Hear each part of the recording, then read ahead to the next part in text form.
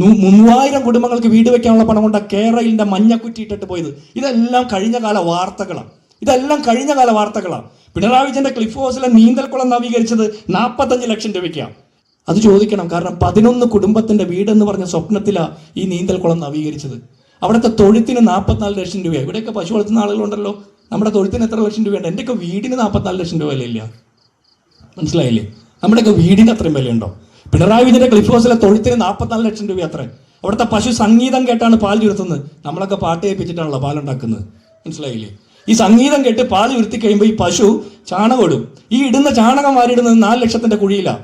ഈ 4 ലക്ഷത്തിന്റെ കുഴി അത്ഭുതപ്പെടാനുള്ള പ്രശ്നം എന്താണെന്ന് വെച്ചാൽ, ഈ 4 ലക്ഷത്തിന്റെ കുഴി എന്ന് പറഞ്ഞാൽ നാട്ടിലെ സാധാരണക്കാരന്റെ വീടിന്റെ വിലയാണ്. ഈ സാധാരണക്കാരൻ എന്ന് പറഞ്ഞാൽ മാർക്സിസ്റ്റ് പാർട്ടിക്കാർ അതിൽ കൂടുതൽ.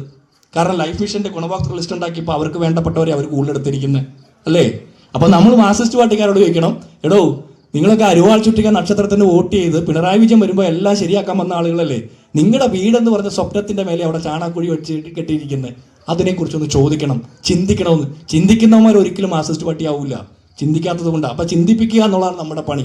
ഇങ്ങനെയുള്ള രാഷ്ട്രീയത്തെക്കുറിച്ച് നിരന്തരം പറഞ്ഞുകൊണ്ടിരിക്കണം.